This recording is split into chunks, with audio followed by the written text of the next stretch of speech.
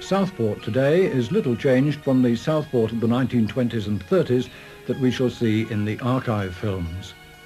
This Lancashire seaside resort was spared the town centre redevelopment schemes of the 1960s, and it's almost unique in not having circuitous traffic detours around pedestrianised streets.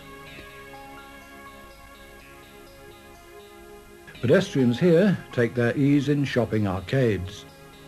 The townscape is basically the one created by the Victorians in the second half of the 19th century, when 5 railway links made it the third largest British seaside resort after Brighton and Great Yarmouth, before the growth of Blackpool.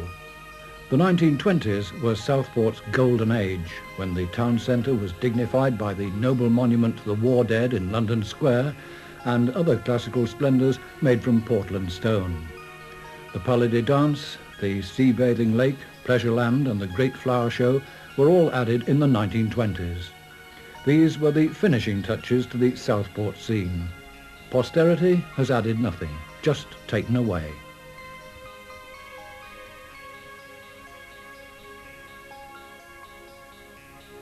Southport is famous for its Lord Street, Flower Show, golf and shrimps. Lord Street is 88 yards wide between the building lines and straight for 3/4 of a mile, being laid out by the then lords of the manor, Hesketh and Bold, and lined with trees and gardens. This was the first boulevard in the world. Prince Louis Napoleon rented a house in Lord Street for a few months in 1838 before he became Emperor Napoleon III of France and directed the layout of the Paris boulevards, which in turn inspired those of Boston, Philadelphia and Washington. The main feature of Lord Street is the range of cast iron and glass colonnades along the shop fronts. Coming from 8 Glasgow iron foundries, they were all erected between 1860 and 1900, and most of them were restored in the 1980s. The highlight of the Lord Street shopping experience is Wayfarers Arcade, built in 1898. The modest entrance tunnel leading to a surprise inner sanctum like a large conservatory in cast iron and glass.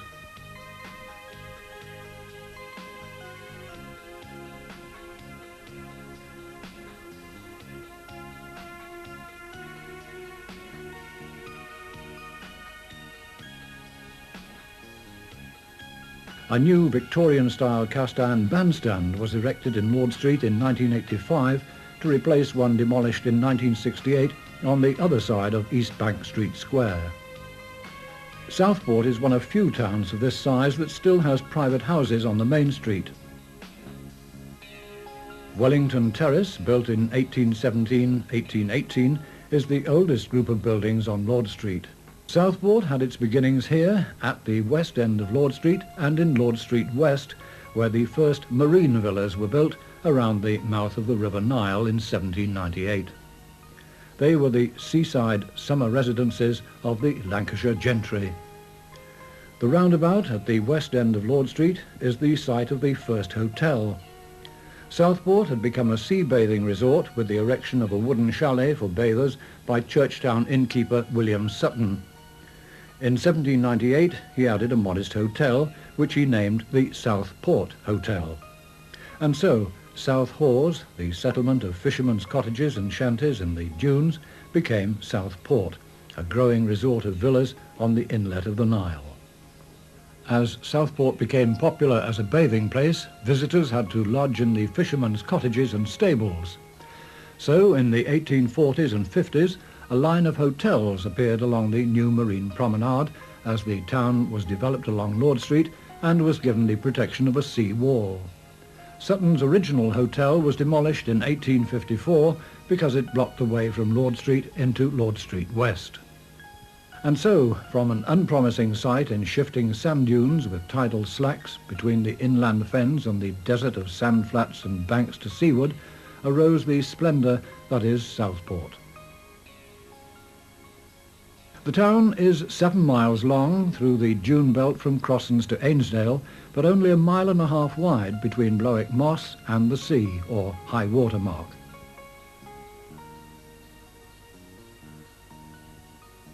The sea once rolled right up to the promenade wall, but has since receded through the accretion of sand, which has been reclaimed for seafront gardens, bowling greens, tennis courts, boating lake, sea bathing lake, funfair, zoo and car parks. The pier, dating from 1860, runs more than half its length over land, above high water mark. At 1,211 yards, it's the second longest and oldest surviving pleasure pier in Britain. The last excursion steamer called here in 1924, and the pier now serves only as a promenade deck and an angling platform during the fleeting visits of the sea across the flat expanse of sand and mud at high tide. Southport was a fishing port with up to 100 or more sailing trawlers of the Lancashire Nobby design moored off the pier last century, but the fleet had gone by the 1920s when Southport Channel silted up. Shrimping, Southport's oldest indigenous industry, carried on with horse-drawn carts trawling beam nets until 1970. Today, shrimping is done with a weird assortment of motor rigs from Birkdale Beach. Southport sands are so firm that cars are allowed along the shore between Southport and Ainsdale, and heavy lorries trundle along the horizon from Marshside to collect sand from the horse bank suitable for industrial moulds. Southport is also famous for golf because it has 6 courses in what is probably the finest group of links courses, that is, on what was formerly sea-washed turf: the Royal Birkdale, Southport and Ainsdale, Hillside, Hesketh, Municipal and Old Links. The Southport and Ainsdale and the Royal Birkdale have hosted the Ryder Cup, and the Royal Birkdale has been on the Open Championship roster since 1954.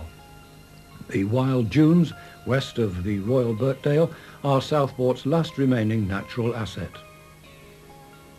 It might surprise many Southport visitors to find this modern Lancashire seaside town still has 29 thatched cottages built between 1600 and 1720, nestling among the straight streets of red brick and slate, and many more cottages of the same period that have been slated. 20 thatched cottages are to be found in Churchtown, the oldest part of the built-up area of Southport.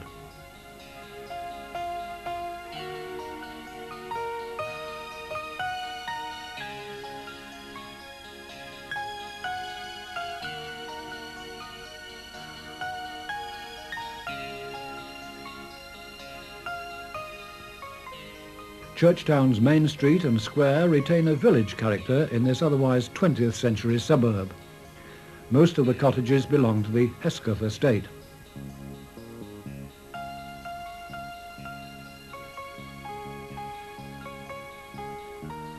Meols Hall, seat of the Hesketh family since the 16th century, stands behind Churchtown on the edge of open country. Viewed from the east across the open country, Meols Hall presents a serene picture of an 18th century country manor house.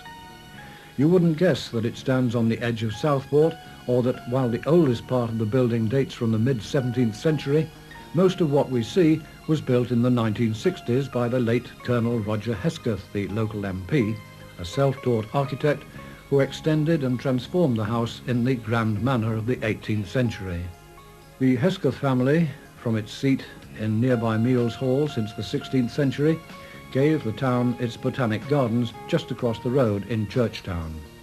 Here is Southport's local history museum, featuring, among other things, a restored shrimp cart with gear. The conservatory is gone, but you can still visit the Fern House.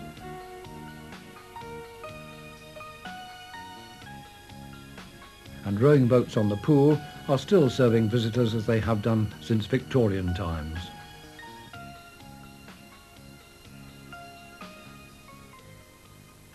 From ducks in the park to ducks of a different kind at sea. The expanse of smooth, firm sand that stretched from Southport to Formby were made famous by pioneers of aviation.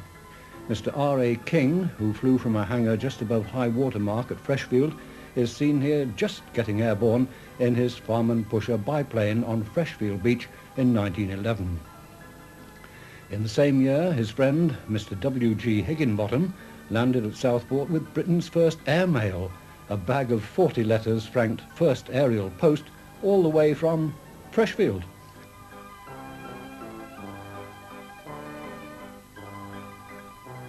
Birkdale Sands North Aerodrome, a stretch of firm sand marked only by a fence and a windsock seaward of Victoria Park, became established as a local landing strip and a base for pleasure flights. This de Havilland Dragon biplane of 1934 was filmed on pleasure flights from Birkdale Sands in the 1960s. Back in the 1930s, this was an airliner with all of 8 seats and a lavatory. American pioneers of transatlantic flights used Ainsdale Sands as a terminal in 1936 and 1937.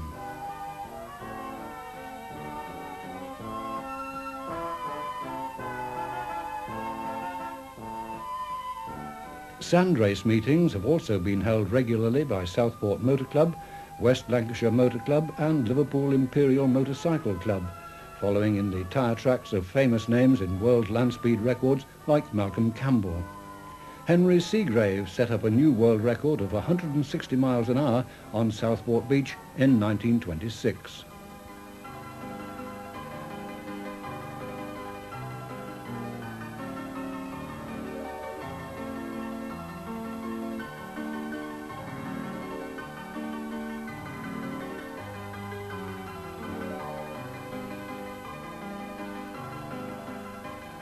Children take over from machines when high tide makes one of its fleeting visits, but the pleasure is short-lived and the beach is soon a car park once again.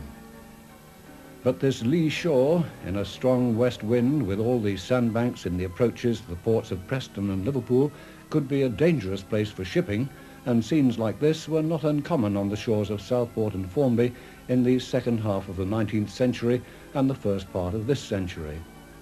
This was the last launch of the Formby lifeboat, the John and Henrietta, in 1916. The local coalmen and their horses, who had the contract to launch the lifeboat, were called up for war service, and this launch was performed by troops stationed in the area.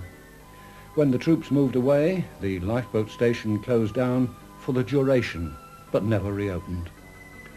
The lifeboat station on Formby Point was the first lifeboat station in the British Isles, established in 1776 by Liverpool Town Council.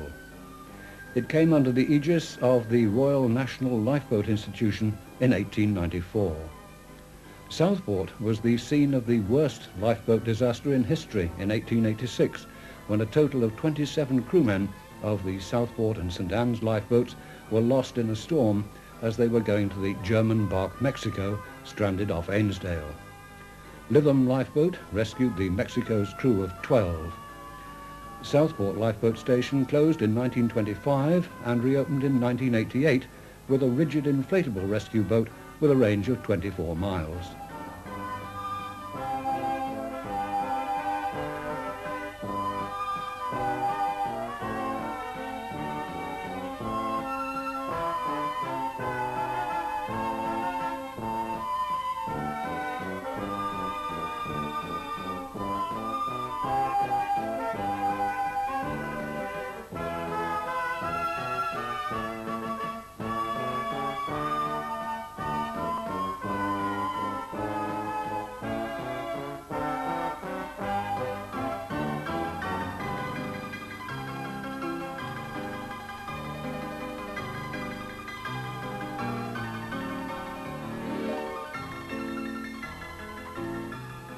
Still at Formby, we bide a while at the Formby Gala and Sports of 1927 and let the camera roll on the fashions and manners of the period.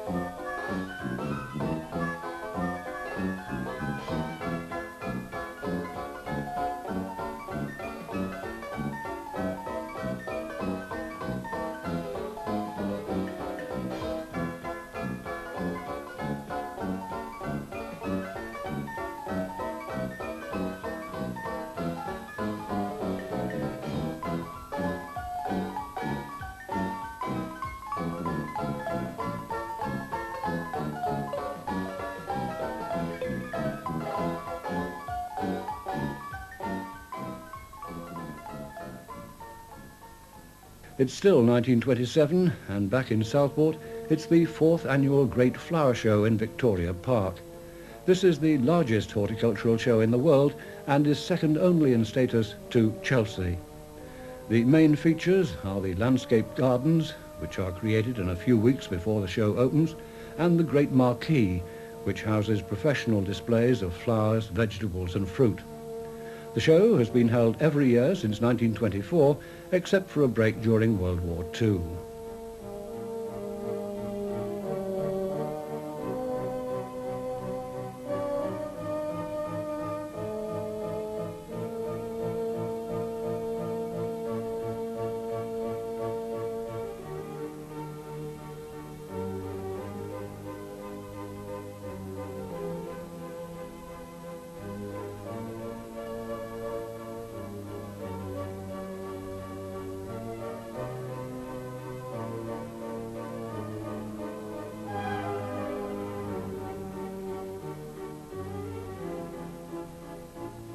Rotten Row is the poor man's flower show outside the park, but every bit as good.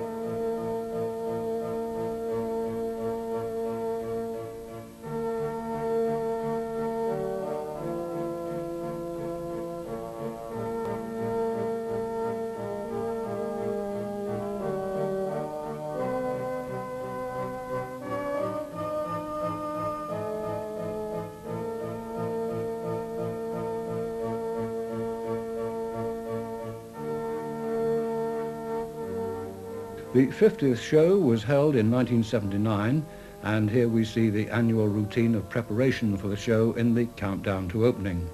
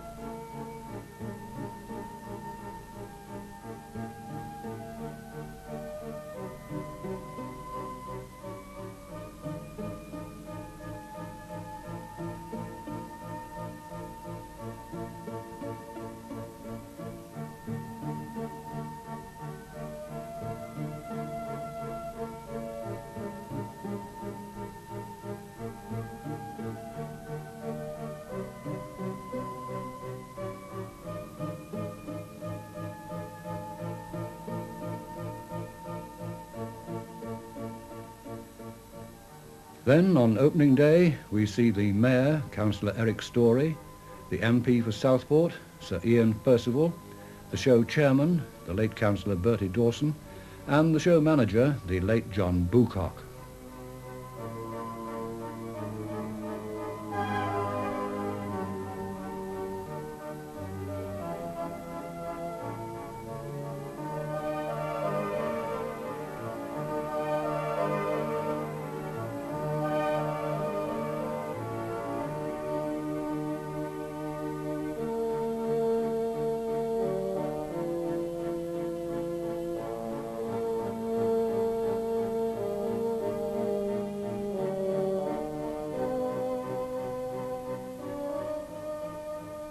The RAF Red Arrows aerobatic display team were frequent stars of the show. Horse jumping was a regular feature, and nostalgia overcame us at the 79 show with the sight and sound of the RAF Battle of Britain memorial flight, a Lancaster bomber flanked by a Spitfire and a Hurricane. Now we're going back to Lord Street in the Edwardian period with a green and ivory electric car of the Southport Tramways Company en route from Churchtown to Birkdale. Southport Tramways closed in 1934. Here is the Lancashire and Yorkshire Railway terminus in Chapel Street, and in this fascinating scene of the strolling crowds around the station portico, we observe very different standards of dress and deportment from those we would see here today. Chapel Street Station was demolished in 1970 and remodelled. Another film sequence from the same period shows that Southport Carnival is nothing new.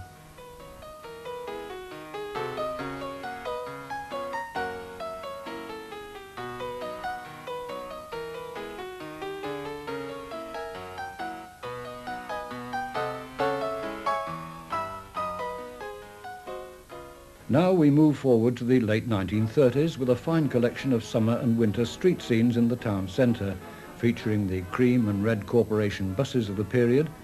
But what, I wonder, was the attraction for the crowd at Life's Radio on the corner of London Street and Anchor Street? The cameraman returns later to have a closer look.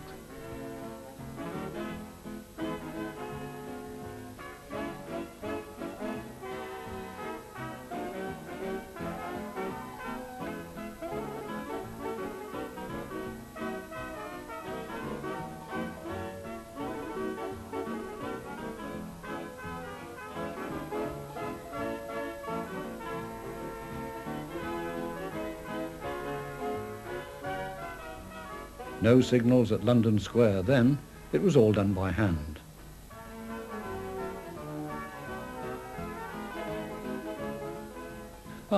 Here is Lord Street's famous bandstand, a classical dome on columns that stood in front of the municipal buildings from 1913 to 1969.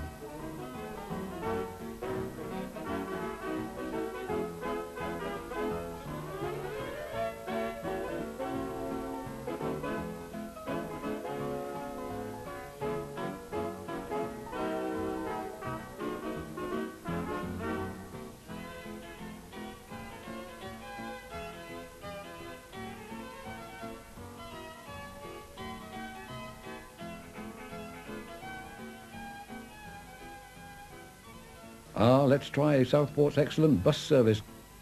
Sorry, madam, no pensioners before 9 a.m.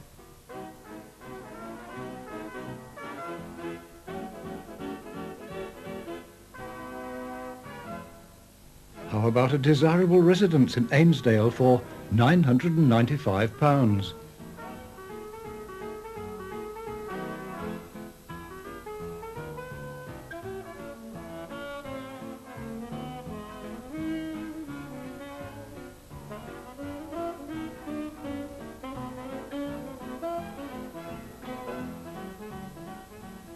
The Prince of Wales Hotel has been the social meeting place of Southport's upper crust since Victorian times, and here we're looking in on Southport College Old Boys Charity Ball.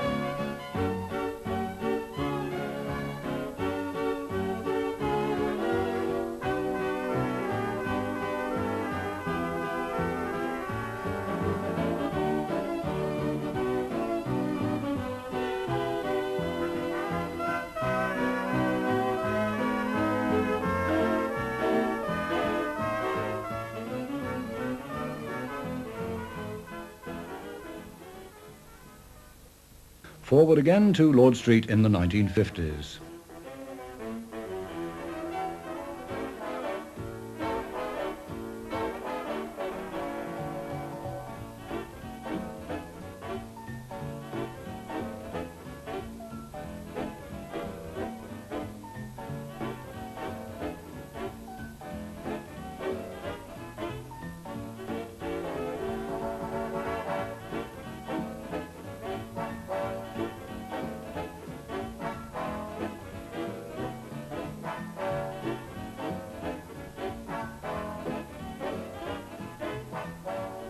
Here people sit at al fresco continental-style tables around the bandstand.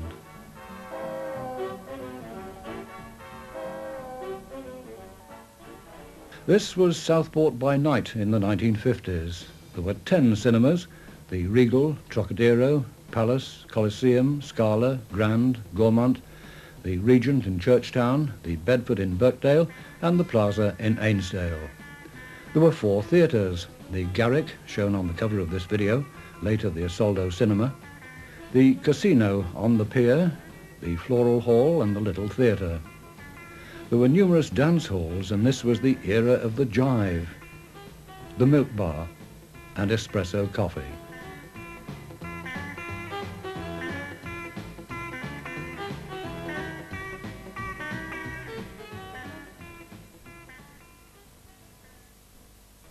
Now we go down to the seafront to see the attractions provided over the years on the land reclaimed from the retreating sea. The sea was replaced by the marine lake for yachtsmen and the sea bathing lake for swimmers. In 1931, the Lancashire Cotton Queen, Lois Heath of Tyldesley, here in a royal blue velvet cloak with white collar and cuffs, in company with the Mayor of Southport, Councillor Alfred Peploe, officially opened the ornate wooden footbridge across the marine lake, leading directly to the sea bathing lake. The Mayor presented the Cotton Queen with an inscribed silver casket containing a pair of scissors to cut the tape and open the bridge.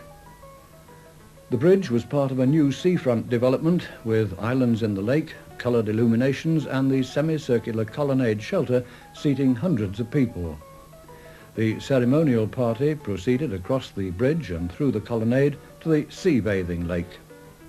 This was the Saturday before the August bank holiday. It was typical bank holiday weather, and a large crowd of visitors from the Lancashire mill towns, Southport's holiday catchment area in those days, came to see the fashion parade of Lancashire cotton fabrics.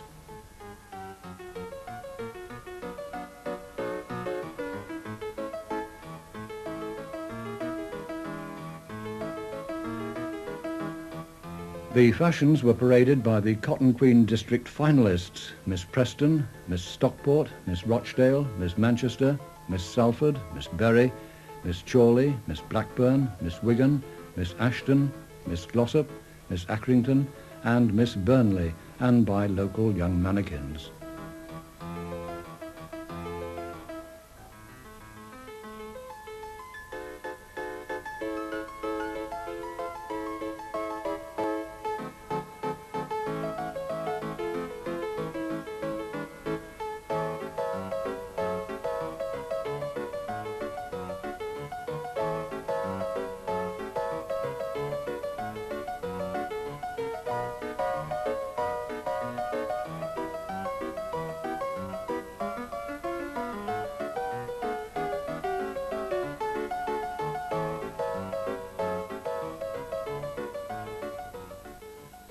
There followed a swimming gala.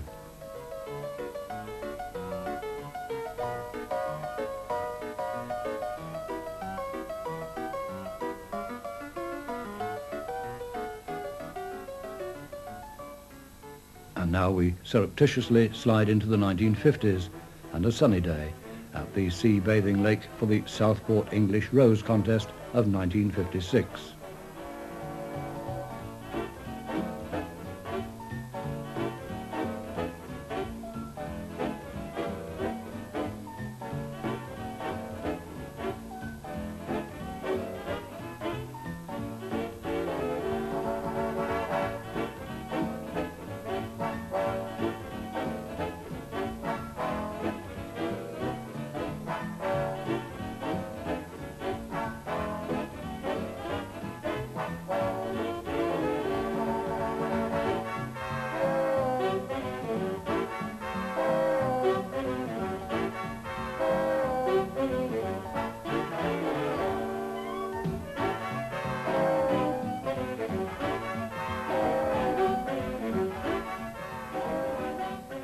And the Southport Rosebud Contest.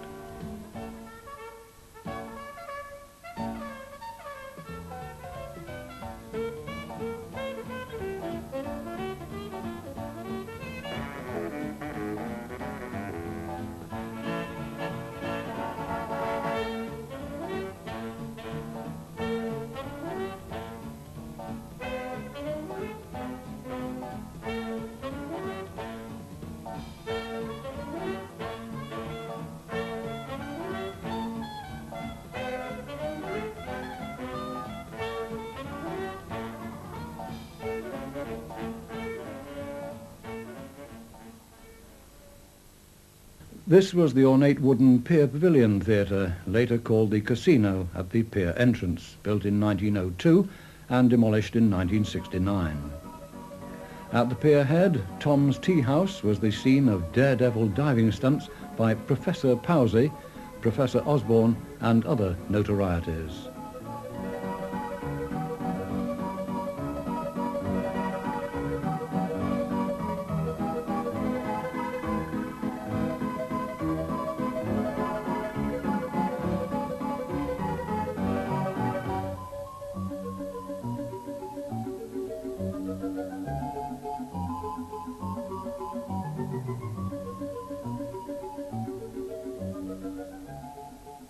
This long wooden colonnaded shelter fronted Pleasureland Fairground when it opened in 1922.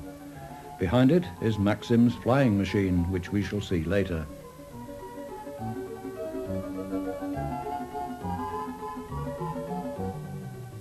There was a rickety wooden roller coaster on which trains moved sufficiently slowly for the passengers to retain their hats.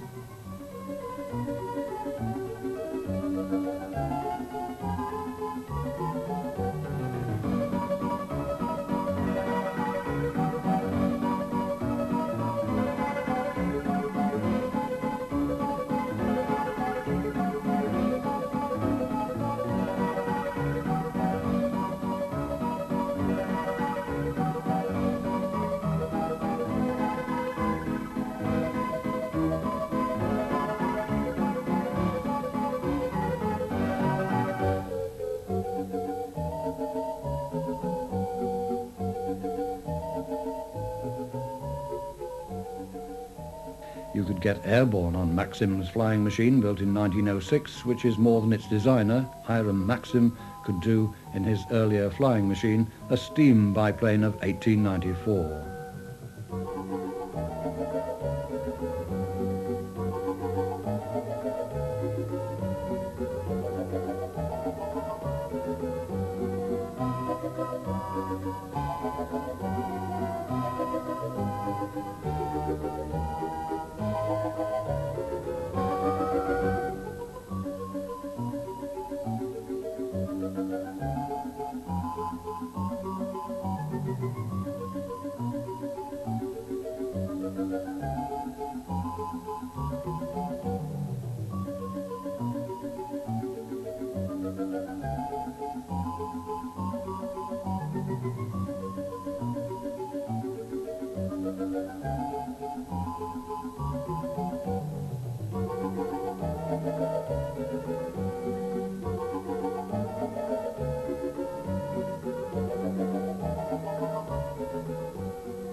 Pleasureland in the 1930s. The water chute, together with the flying machine, came from the original fairground site around the south end of the marine lake.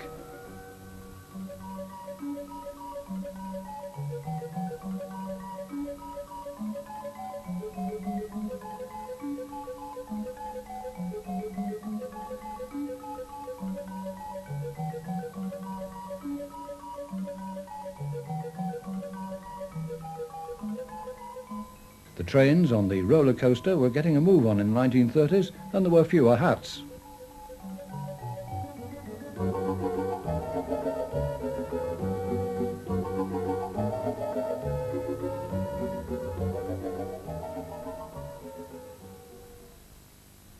The LMR is not the London Midland region, but the Lakeside Miniature Railway, originally Llewellyn's Miniature Railway, built in 1911, the oldest 15-inch gauge railway in Britain. The 3/4-mile line linked the Mums and Dad's Fairground at Pleasureland and the Kiddies Fairground at Peter Pan's Playground. The locomotives were originally steam.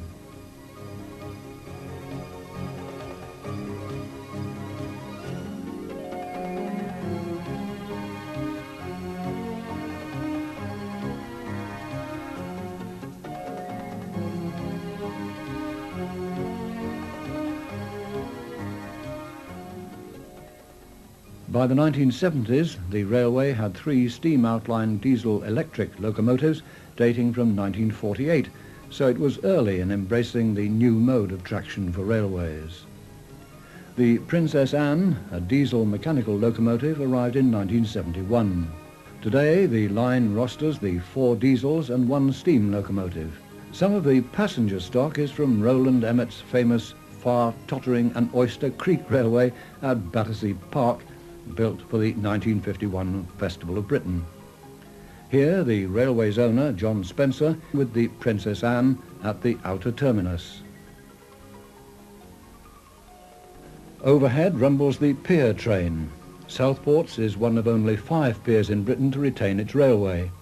There have been, in succession, 7 trains on Southport Pier over the last 130 years, and 4 forms of traction: manpower, cable, electric and diesel.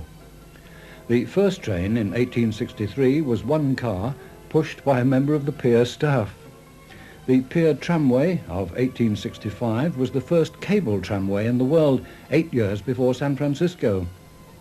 The cable tram did the trip along the 3/4 mile pier in 3 minutes. The Silver Bell diesel train of the period 1953 to 1979 took 5 minutes.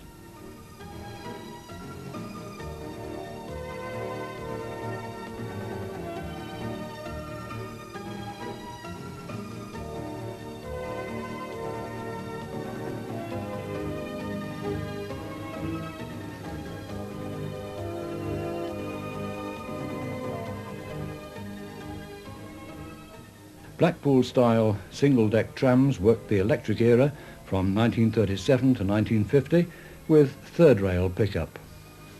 Centrepiece of the seafront attractions is the Marine Lake, opened in 1891 and seen here first in the 1930s.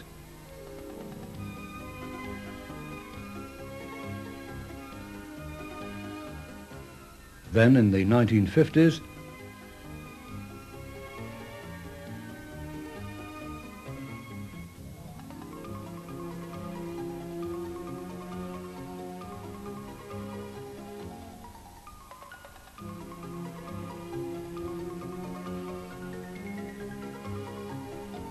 not forgetting the model yacht pond.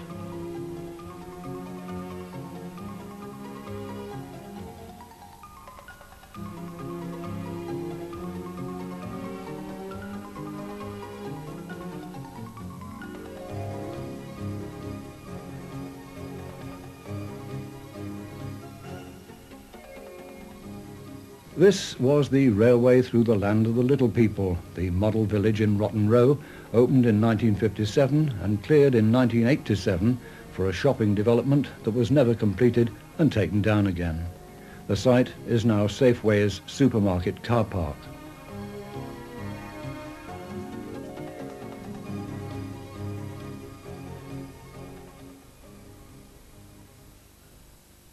Our 50s film of the seafront attractions continues with pleasure flights from Birkdale Sands North Aerodrome, now the West End Park and Ride car park.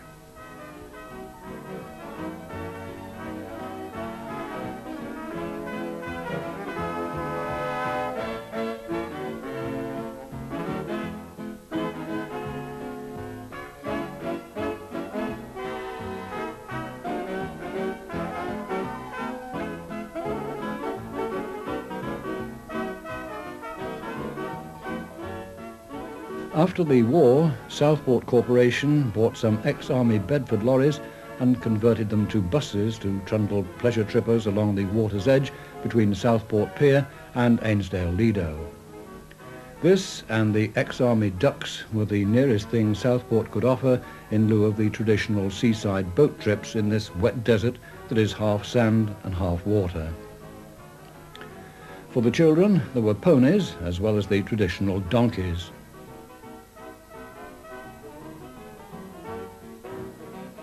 There was sand in abundance. And Peter Pan's playground.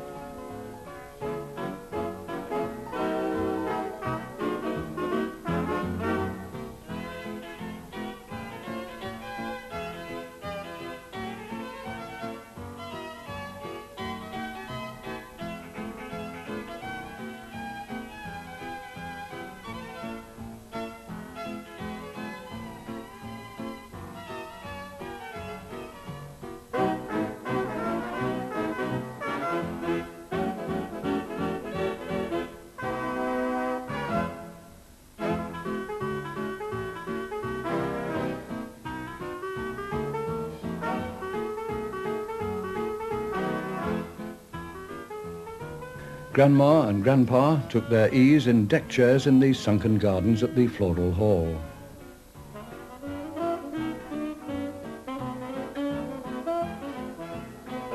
The Floral Hall was extended in the winter of 1972-73 with the construction of the Southport Theatre, which opened in May '73 with a concert by Marlene Dietrich. Other famous names appearing at the theatre in the 1970s and 80s were Frankie Vaughan, Frankie Lane, Perry Como, Jack Jones, Tommy Steele, Des O'Connor, Tom O'Connor, Les Dawson, Little and Large, and the one and only Ken Dodd, who commuted from Knotty Ash to do 2 seasons and several one-night stands at Southport. Tommy Trafford played Dame in pantomime at the Floral Hall and Southport Theatre for 20 years.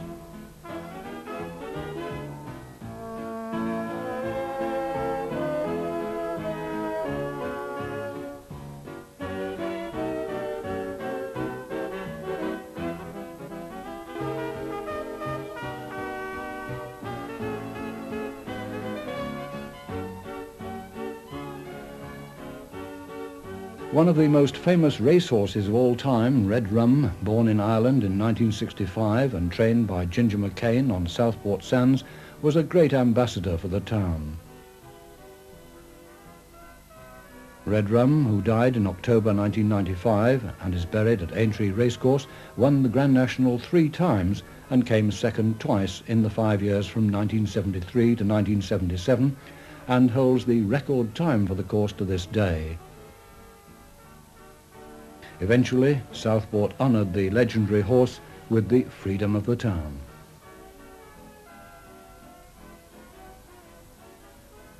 Today, Southport still offers a wide variety of attractions, and visitors come here to enjoy activities that can be relaxing or exhausting or simply to be entertained.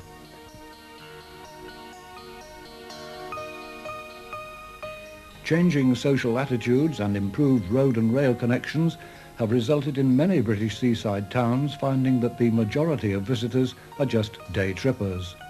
Southport, however, has been successful in retaining its fair share of longer stay holiday makers.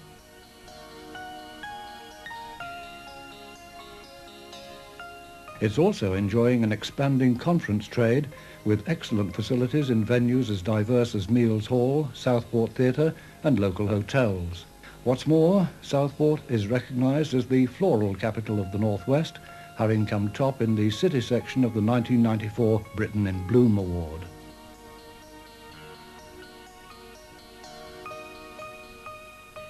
It always will be a shopper's paradise in the conservation area of Lord Street, with its outstanding architecture from the Victorian era and the early part of the 20th century. It's a place with traditional values which will continue to be maintained. Sadly, some of the old has gone, but investment is forthcoming to help conserve the best of the past whilst laying down the foundations for a flourishing future.